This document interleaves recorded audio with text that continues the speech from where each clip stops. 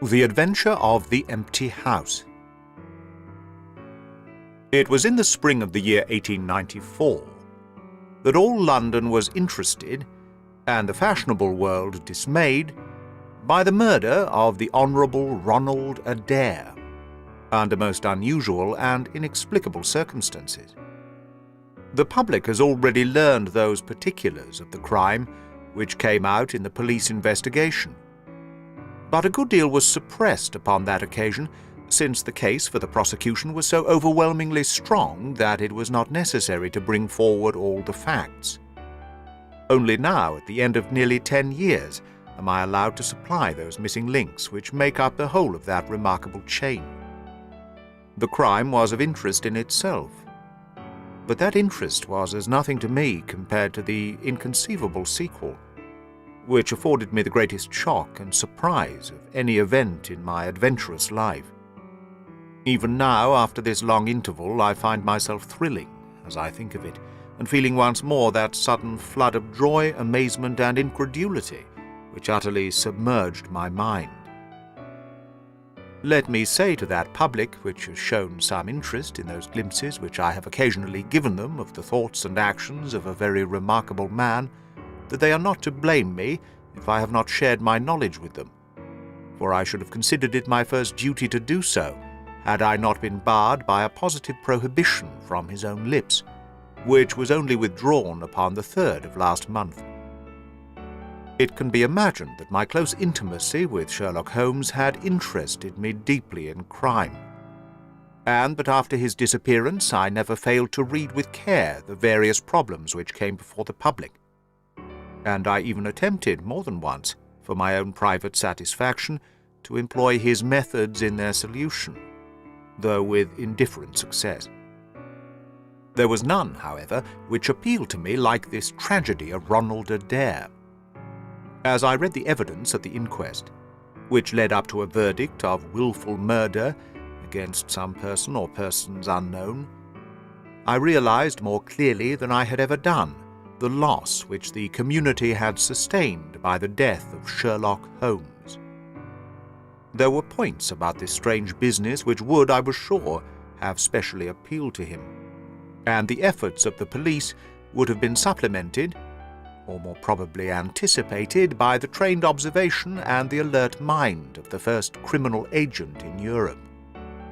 All day as I drove upon my round, I turned over the case in my mind, and found no explanation which appeared to me to be adequate.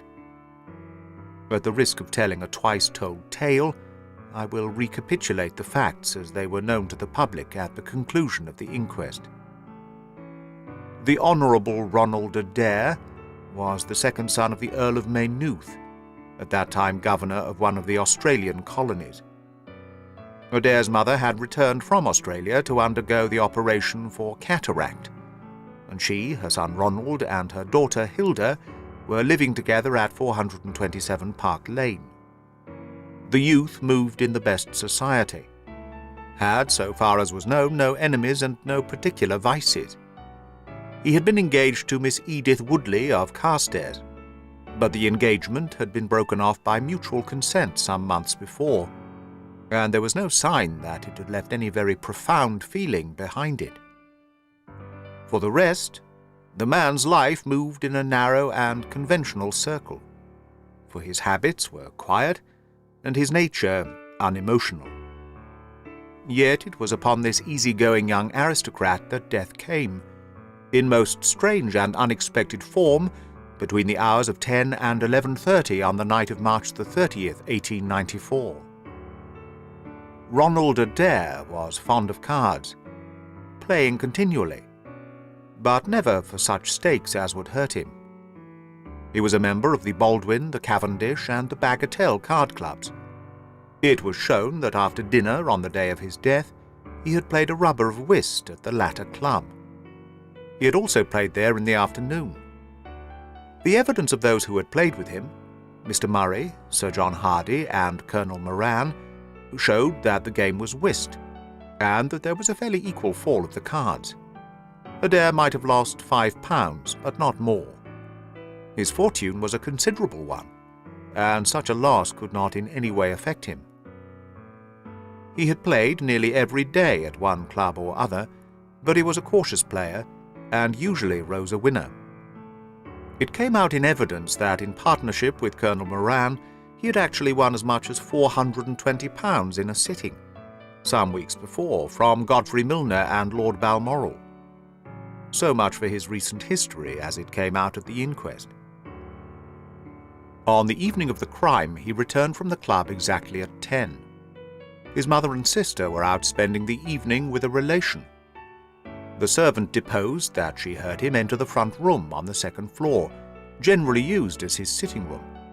She had lit a fire there, and as it smoked, she had opened the window.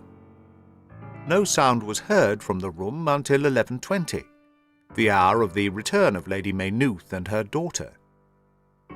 Desiring to say good night, she attempted to enter her son's room. The door was locked on the inside, and no answer could be got to their cries and knocking. Help was obtained and the door forced. The unfortunate young man was found lying near the table. His head had been horribly mutilated by an expanding revolver bullet, but no weapon of any sort was to be found in the room. On the table lay 2 banknotes for £10 each, and £17.10 in silver and gold, the money arranged in little piles of varying amount. There were some figures also upon a sheet of paper, with the names of some club friends opposite to them, from which it was conjectured that before his death he was endeavouring to make out his losses or winnings at cards. A minute examination of the circumstances served only to make the case more complex. In the first place, no reason could be given why the young man should have fastened the door upon the inside. There was the possibility that the murderer had done this, and had afterwards escaped by the window. The drop was at least 20 feet, however, and a bed of crocuses in full bloom lay beneath. Neither the flowers nor the earth showed any signs of having been disturbed, nor were there any marks upon the narrow strip of grass which separated the house from the road. Apparently, therefore, it was the young man himself who had fastened the door. But how did he come by his death? No one could have climbed up to the window without leaving traces. Suppose a man had fired through the window, he would indeed be a remarkable shot who could, with a revolver, inflict so deadly a wound. Again, Park Lane is a frequented thoroughfare. There is a cab stand within 100 yards of the house. No one had heard a shot. And yet there was the dead man, and there the revolver bullet, which had mushroomed out, as soft-nosed bullets will, and so inflicted a wound which must have caused instantaneous death. Such were the circumstances of the Park Lane mystery, which were further complicated by entire absence of motive, since, as I have said, young Adair was not known to have any enemy, and no attempt had been made to remove the money or valuables in the room. All day I turned these facts over in my mind, endeavouring to hit upon some theory which could reconcile them all, and to find that line of least resistance which my poor friend had declared to be the starting point of every investigation. I confess that I made little progress. In the evening I strolled across the park, and found myself about 6 o'clock at the Oxford Street end of Park Lane. A group of loafers upon the pavements, all staring up at a particular window, directed me to the house which I had come to see. A tall, thin man with coloured glasses, whom I strongly suspected of being a plainclothes detective, was pointing out some theory of his own, while the others crowded round to listen to what he said. I got as near him as I could, but his observations seemed to me to be absurd, so I withdrew again in some disgust. As I did so, I struck against an elderly, deformed man who had been behind me, and I knocked down several books which he was carrying. I remember that as I picked them up, I observed the title of one of them, The Origin of Tree Worship, and it struck me that the fellow must be some poor bibliophile who, either as a trade or as a hobby, was a collector of obscure volumes. I endeavoured to apologize for the accident, but it was evident that these books, which I had so unfortunately maltreated, were very precious objects in the eyes of their owner. With a snarl of contempt, he turned upon his heel, and I saw his curved back and white side whiskers disappear among the throng.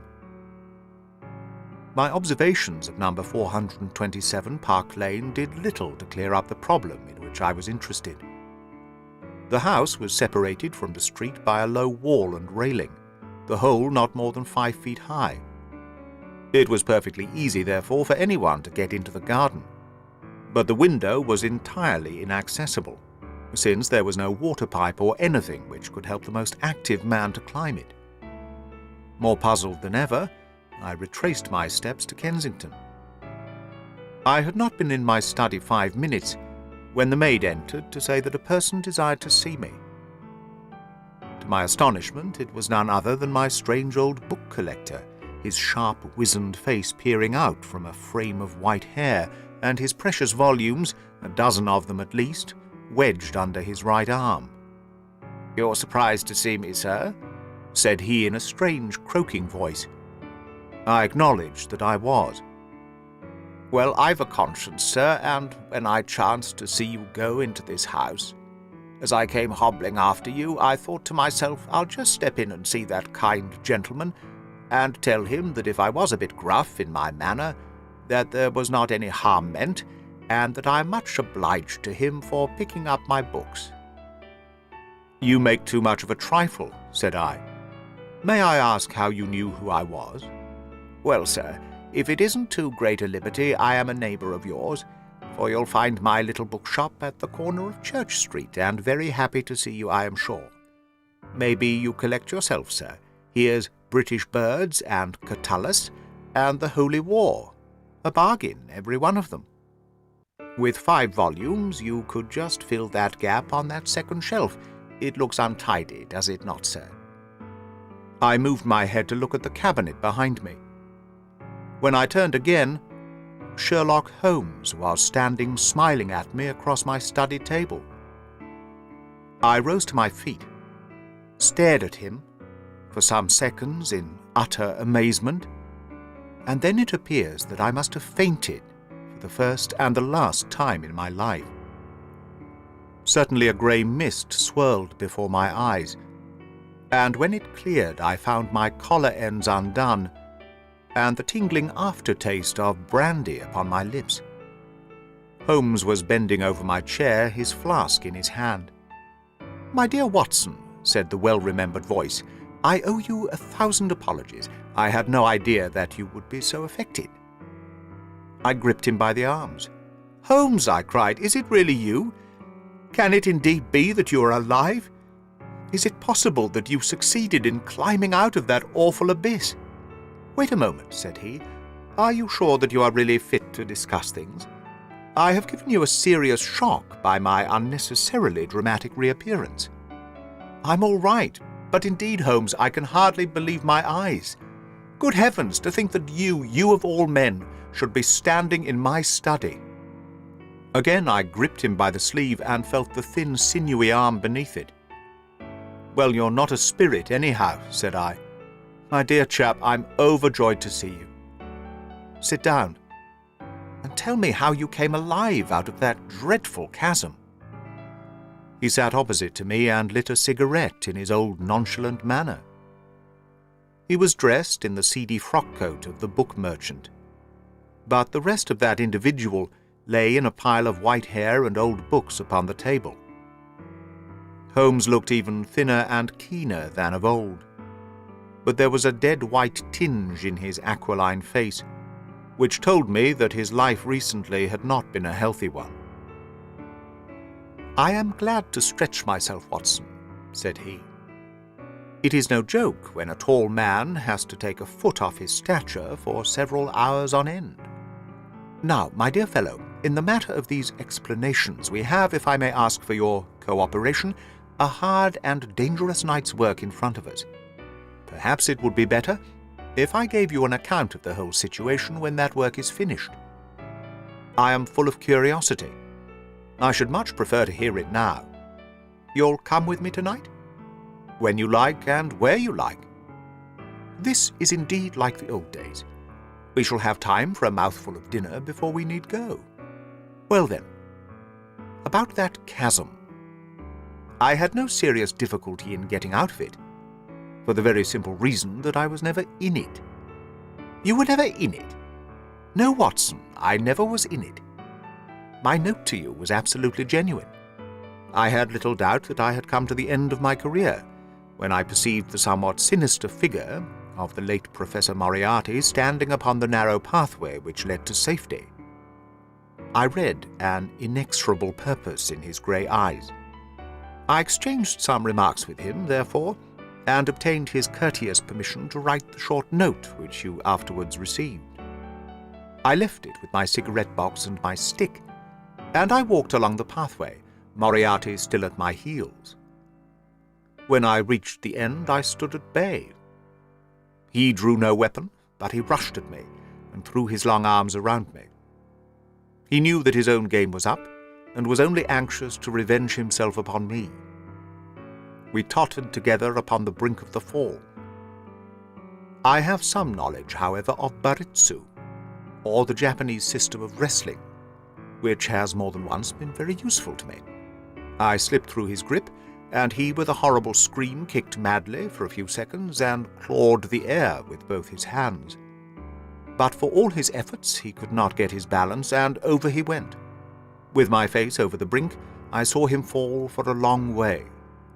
Then he struck a rock, bounded off, and splashed into the water. I listened with amazement to this explanation, which Holmes delivered between the puffs of his cigarette. "But the tracks," I cried, "I saw with my own eyes. The two went down the path, and none returned." It came about in this way. The instant that the professor had disappeared, it struck me what a really extraordinarily lucky chance fate had placed in my way. I knew that Moriarty was not the only man who had sworn my death. There were at least 3 others whose desire for vengeance upon me would only be increased by the death of their leader. They were all most dangerous men. One or other would certainly get me. On the other hand, if all the world was convinced that I was dead, they would take liberties. These men, they would soon lay themselves open, and sooner or later I could destroy them. Then it would be time for me to announce that I was still in the land of the living. So rapidly does the brain act that I believe I had thought this all out before Professor Moriarty had reached the bottom of the Reichenbach Fall. I stood up and examined the rocky wall behind me. In your picturesque account of the matter, which I read with great interest some months later, you assert that the wall was sheer. That was not literally true. A few small footholds presented themselves, and there was some indication of a ledge. The cliff is so high that to climb it all was an obvious impossibility, and it was equally impossible to make my way along the wet path without leaving some tracks.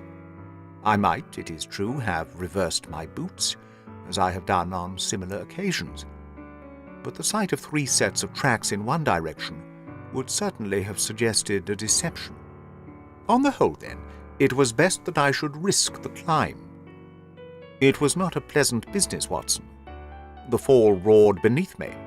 I'm not a fanciful person, but I give you my word that I seemed to hear Moriarty's voice screaming at me out of the abyss. A mistake would have been fatal.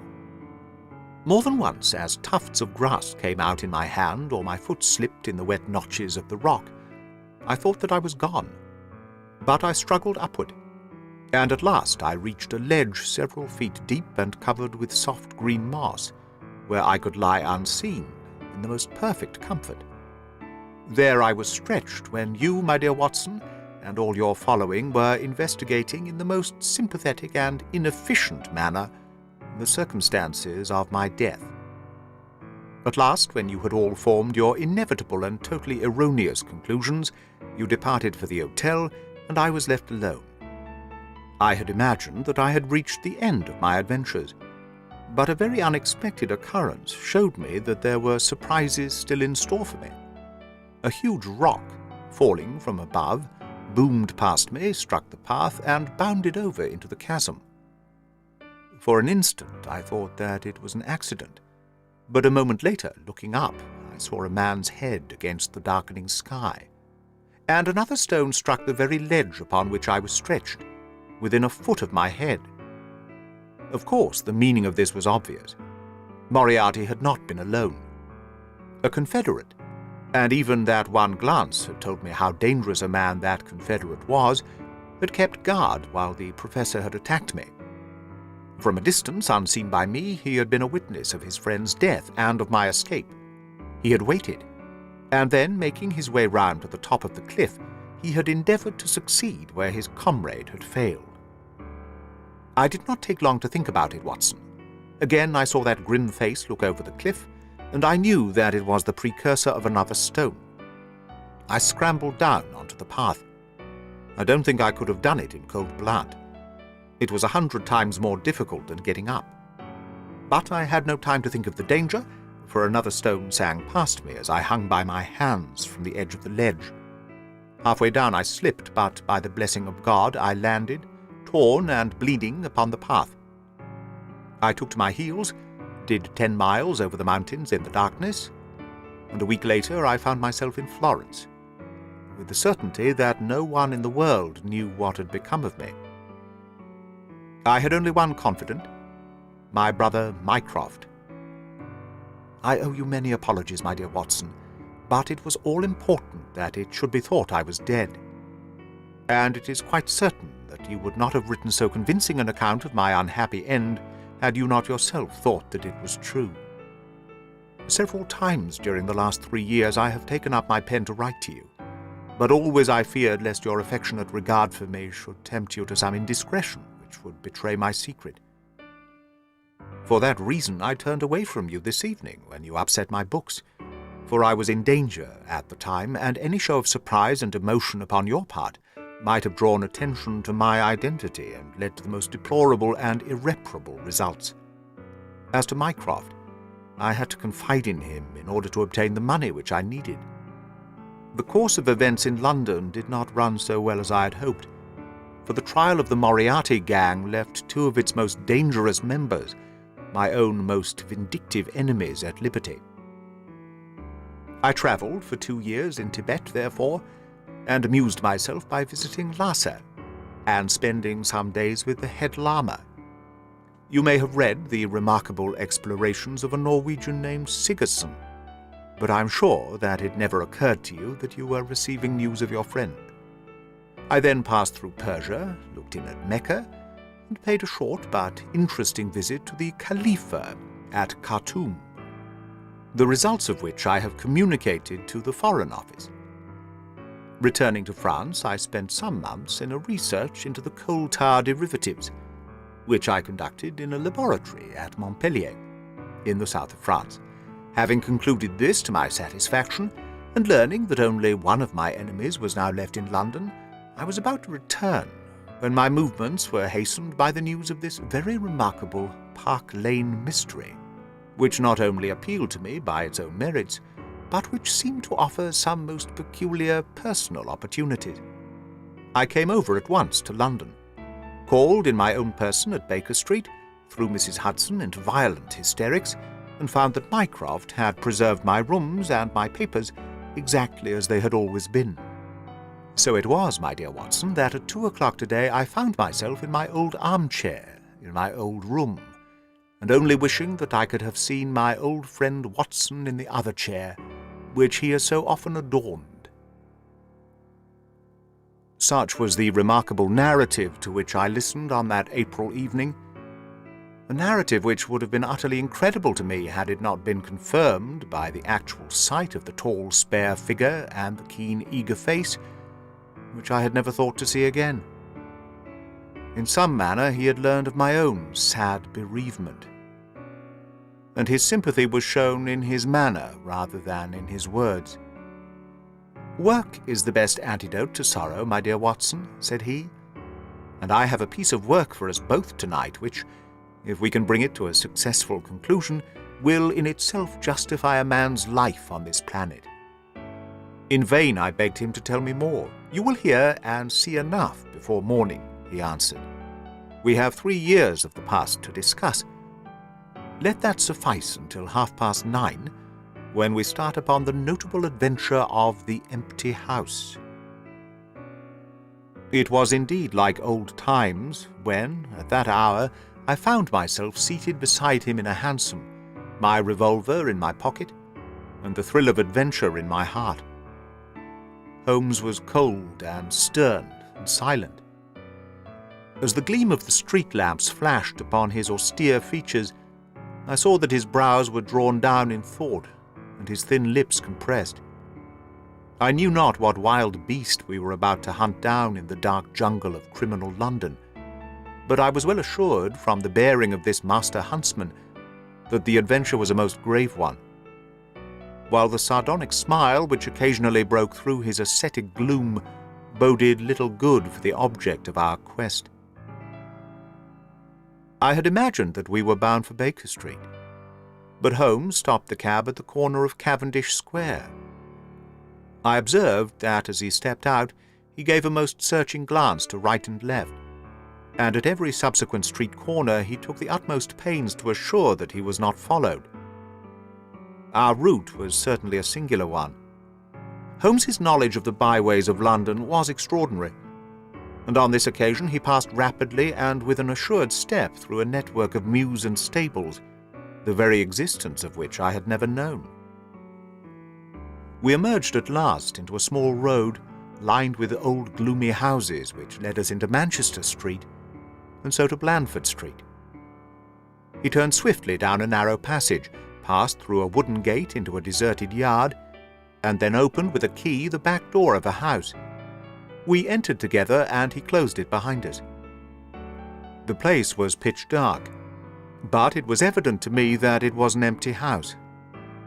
Our feet creaked and crackled over the bare planking, and my outstretched hand touched a wall from which the paper was hanging in ribbons. Holmes's cold, thin fingers closed round my wrist and led me forward down a long hall, until I dimly saw the murky fanlight over the door. Here Holmes turned suddenly to the right, and we found ourselves in a large, square, empty room, heavily shadowed in the corners, but faintly lit in the centre from the lights of the street beyond. There was no lamp near, and the window was thick with dust, so that we could only just discern each other's figures within. My companion put his hand upon my shoulder, and his lips close to my ear. "Do you know where we are?" he whispered. "Surely that is Baker Street," I answered, staring through the dim window. "Exactly. We are in Camden House, which stands opposite to our own quarters. But why are we here? Because it commands so excellent a view of that picturesque pile. Might I trouble you, my dear Watson, to draw a little nearer to the window, taking every precaution not to show yourself, and then to look up at our old rooms, the starting point of so many of your little fairy tales. We will see if my 3 years of absence have entirely taken away my power to surprise you." I crept forward and looked across at the familiar window. As my eyes fell upon it, I gave a gasp and a cry of amazement. The blind was down, and a strong light was burning in the room. The shadow of a man who was seated in a chair within was thrown in hard black outline upon the luminous screen of the window. There was no mistaking the poise of the head, the squareness of the shoulders, the sharpness of the features. The face was turned half round, and the effect was that of one of those black silhouettes which our grandparents loved to frame. It was a perfect reproduction of Holmes. So amazed was I that I threw out my hands to make sure that the man himself was standing beside me. He was quivering with silent laughter. "Well," said he. "Good heavens," I cried, "it is marvellous!" "I trust that age doth not wither nor custom stale my infinite variety," said he, and I recognized in his voice the joy and pride which the artist takes in his own creation. "It really is rather like me, is it not?" I should be prepared to swear that it was you. The credit of the execution is due to Monsieur Oscar Meunier of Grenoble, who spent some days in doing the moulding. It is a bust in wax. The rest I arranged myself during my visit to Baker Street this afternoon. But why?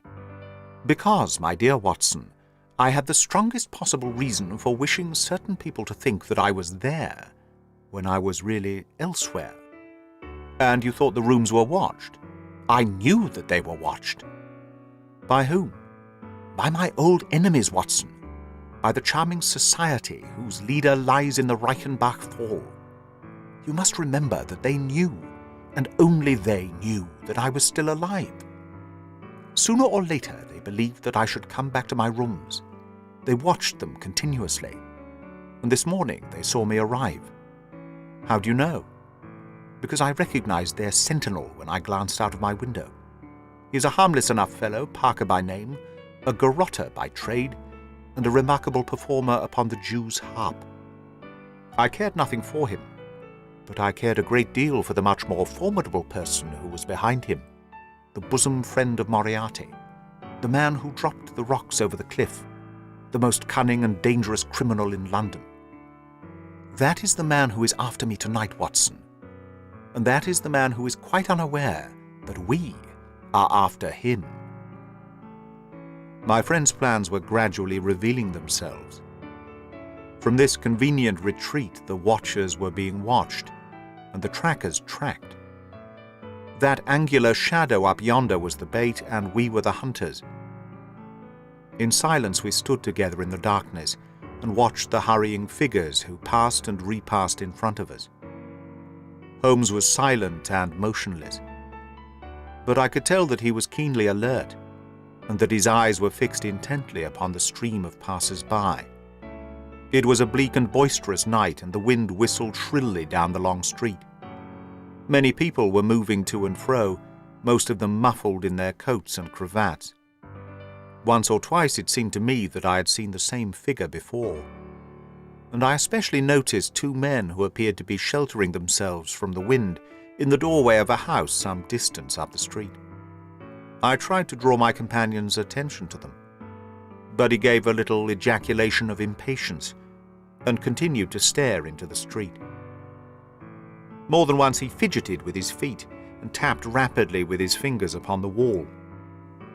It was evident to me that he was becoming uneasy, and that his plans were not working out altogether as he had hoped.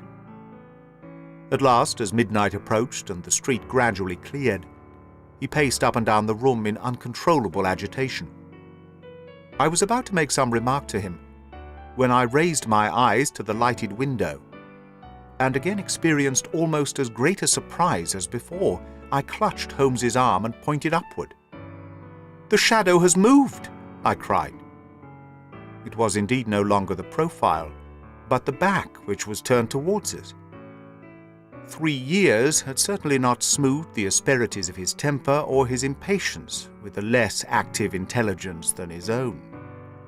"Of course it has moved," said he. "Am I such a farcical bungler, Watson, that I should erect an obvious dummy and expect that some of the sharpest men in Europe would be deceived by it? We have been in this room 2 hours, and Mrs. Hudson has made some change in that figure 8 times, or once in every quarter of an hour. She works it from the front so that her shadow may never be seen. Ah!" He drew in his breath with a shrill, excited intake. In the dim light I saw his head thrown forward, his whole attitude rigid with attention. Outside, the street was absolutely deserted. Those 2 men might still be crouching in the doorway, but I could no longer see them. All was still and dark, save only that brilliant yellow screen in front of us, with the black figure outlined upon its center. Again, in the utter silence, I heard that thin, sibilant note which spoke of intense, suppressed excitement. An instant later he pulled me back into the blackest corner of the room, and I felt his warning hand upon my lips. The fingers which clutched me were quivering. Never had I known my friend more moved, and yet the dark street still stretched lonely and motionless before us. But suddenly I was aware of that which his keener senses had already distinguished. A low, stealthy sound came to my ears, not from the direction of Baker Street, but from the back of the very house in which we lay concealed. A door opened and shut. An instant later, steps crept down the passage, steps which were meant to be silent but which reverberated harshly through the empty house. Holmes crouched back against the wall, and I did the same, my hand closing upon the handle of my revolver. Peering through the gloom, I saw the vague outline of a man, a shade blacker than the blackness of the open door. He stood for an instant, and then he crept forward, crouching, menacing, into the room. He was within 3 yards of us, this sinister figure, and I had braced myself to meet his spring, before I realized that he had no idea of our presence. He passed close beside us, stole over to the window, and very softly and noiselessly raised it for half a foot. As he sank to the level of this opening, the light of the street, no longer dimmed by the dusty glass, fell full upon his face. The man seemed to be beside himself with excitement. His 2 eyes shone like stars, and his features were working convulsively. He was an elderly man with a thin projecting nose, a high bald forehead, and a huge grizzled moustache. An opera hat was pushed to the back of his head, and an evening dress shirt front gleamed out through his open overcoat. His face was gaunt and swarthy, scored with deep, savage lines. In his hand he carried what appeared to be a stick, but as he laid it down upon the floor it gave a metallic clang. Then from the pocket of his overcoat he drew a bulky object, and he busied himself in some task which ended with a loud, sharp click, as if a spring or bolt had fallen into its place. Still kneeling upon the floor, he bent forward and threw all his weight and strength upon some lever, with the result that there came a long, whirling, grinding noise, ending once more in a powerful click. He straightened himself then, and I saw that what he held in his hand was a sort of gun, with a curiously misshapen butt. He opened it at the breech, put something in, and snapped the breech lock. Then, crouching down, he rested the end of the barrel upon the ledge of the open window, and I saw his long moustache droop over the stock, and his eye gleam as it peered along the sights. I heard a little sigh of satisfaction as he cuddled the butt into his shoulder, and saw that amazing target, the black man on the yellow ground, standing clear at the end of his foresight. For an instant he was rigid and motionless. Then his finger tightened on the trigger. There was a strange loud whiz and a long silvery tinkle of broken glass. At that instant Holmes sprang like a tiger onto the marksman's back and hurled him flat upon his face. He was up again in a moment, and with convulsive strength he seized Holmes by the throat. But I struck him on the head with the butt of my revolver, and he dropped again upon the floor. I fell upon him, and as I held him, my comrade blew a shrill call upon a whistle. There was a clatter of running feet upon the pavement, and 2 policemen in uniform, with 1 plainclothes detective, rushed through the front entrance and into the room. "That you, Lestrade?" said Holmes. "Yes, Mr. Holmes. I took the job myself." "It's good to see you back in London, sir." "I think you want a little unofficial help. 3 undetected murders in 1 year won't do, Lestrade. But you handled the Molesey mystery with less than your usual. That's to say, you handled it fairly well." We had all risen to our feet, our prisoner breathing hard, with a stalwart constable on each side of him. Already a few loiterers had begun to collect in the street. Holmes stepped up to the window, closed it, and dropped the blinds. Lestrade had produced 2 candles, and the policemen had uncovered their lanterns. I was able at last to have a good look at our prisoner. It was a tremendously virile and yet sinister face which was turned towards us. With the brow of a philosopher above and the jaw of a sensualist below, the man must have started with great capacities for good or for evil. But one could not look upon his cruel blue eyes with their drooping cynical lids, or upon the fierce aggressive nose and the threatening deep-lined brow, without reading nature's plainest danger signals. He took no heed of any of us, but his eyes were fixed upon Holmes's face, with an expression in which hatred and amazement were equally blended. "You fiend," he kept on muttering, "you clever, clever fiend." "Ah, Colonel," said Holmes, arranging his rumpled collar. Journeys end in lovers' meetings, as the old play says. I don't think I have had the pleasure of seeing you since you favoured me with those attentions as I lay on the ledge above the Reichenbach Fall. The colonel still stared at my friend like a man in a trance.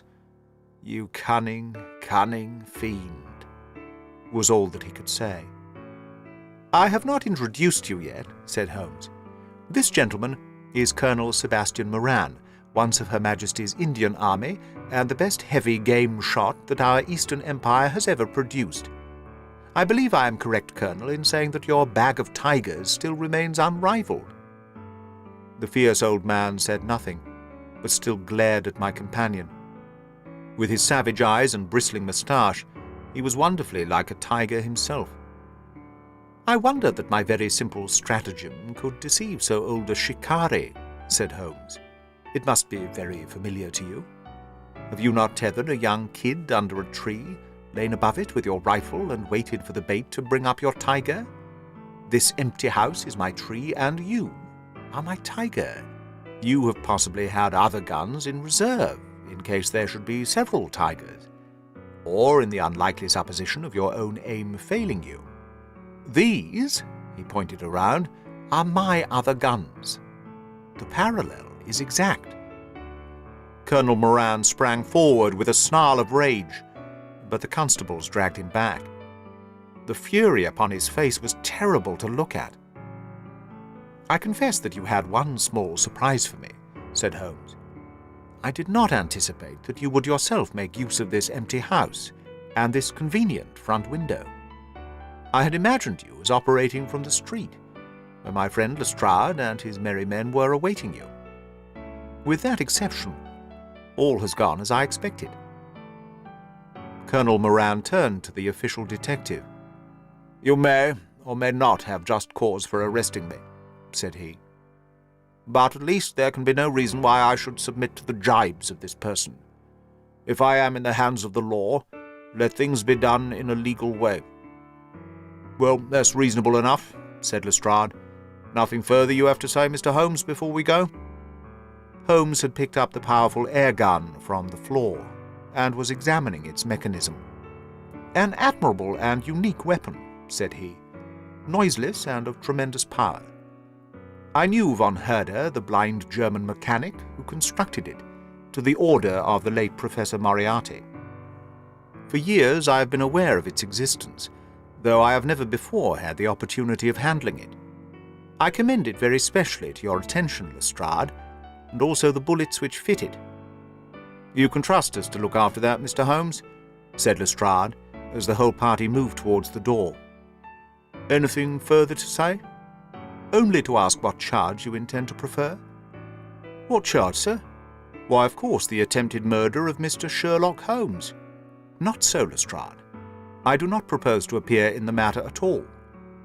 To you, and to you only, belongs the credit of the remarkable arrest which you have effected. Yes, Lestrade, I congratulate you. With your usual happy mixture of cunning and audacity, you have got him. Got him? Got whom, Mr. Holmes?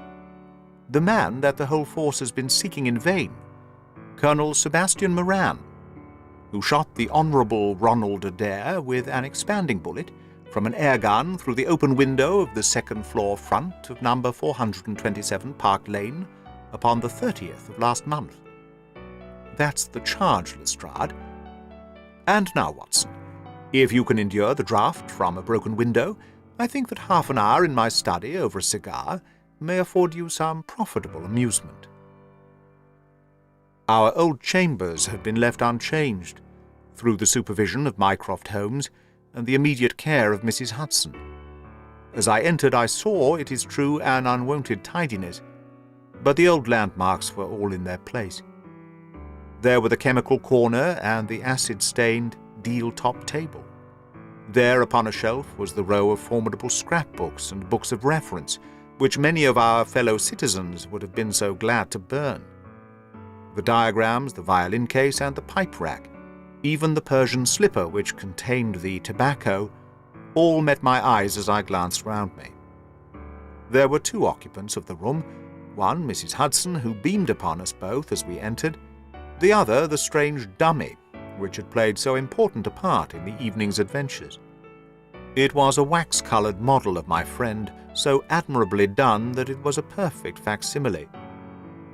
It stood on a small pedestal table, with an old dressing-gown of Holmes's so draped round it that the illusion from the street was absolutely perfect.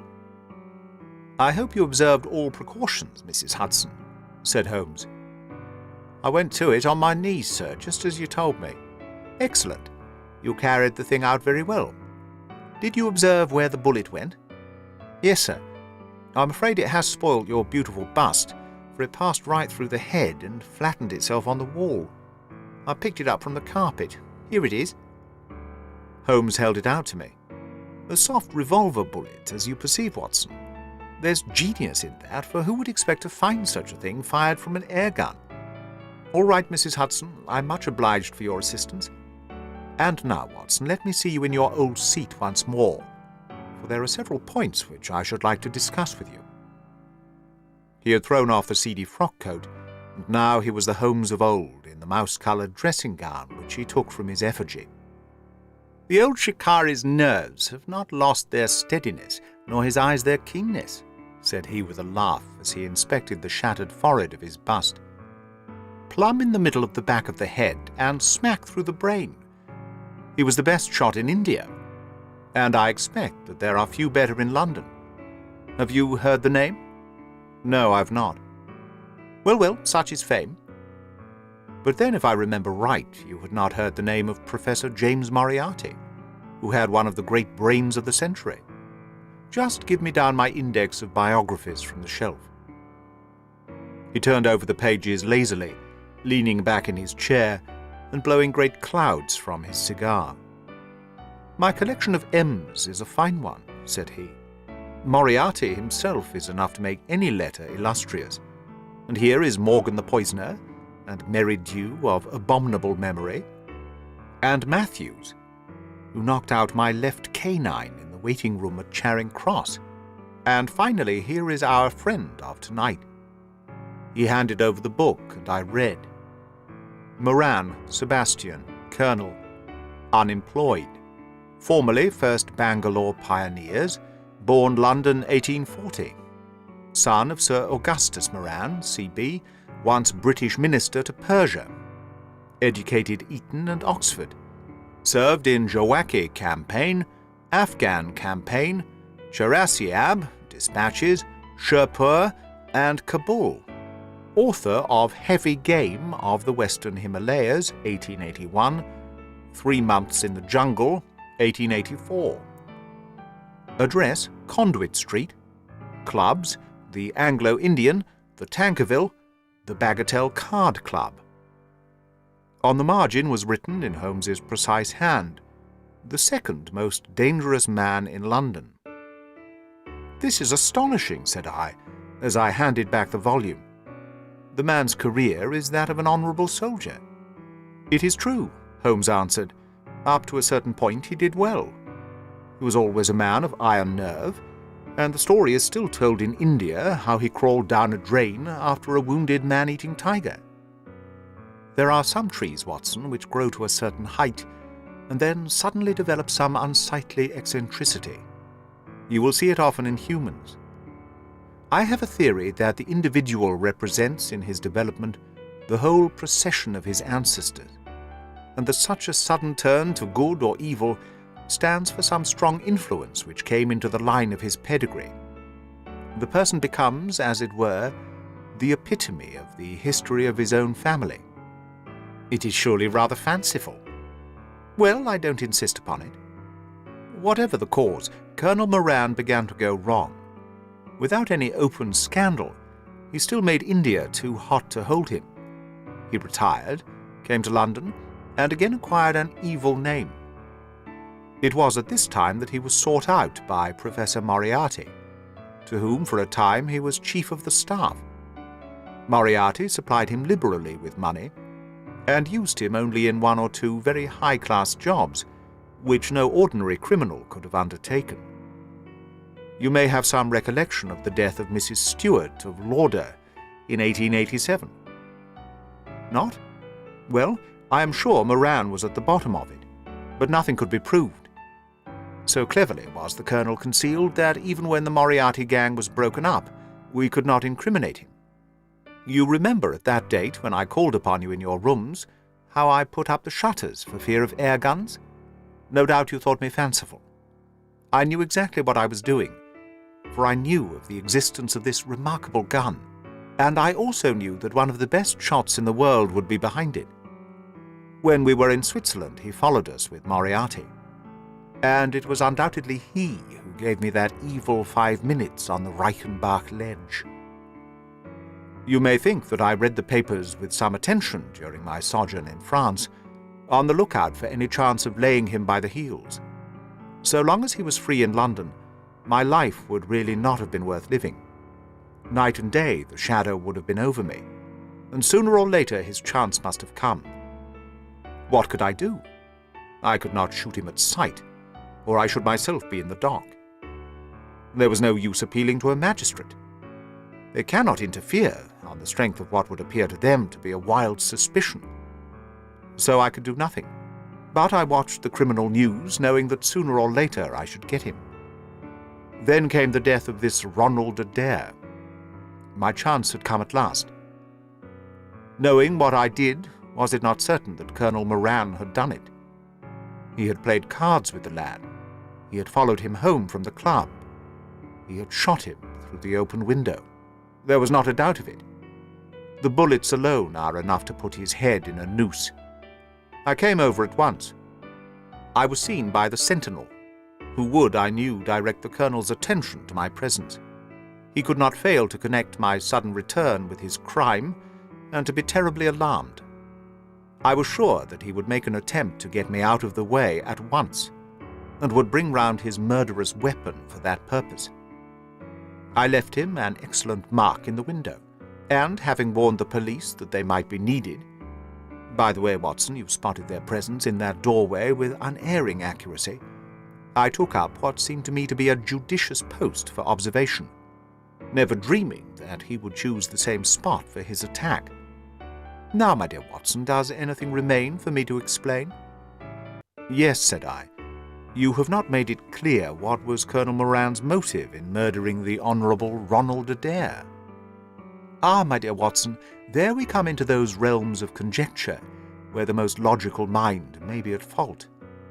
Each may form his own hypothesis upon the present evidence, and yours is as likely to be correct as mine. You have formed one, then. I think that it is not difficult to explain the facts. It came out in evidence that Colonel Moran and young Adair had, between them, won a considerable amount of money.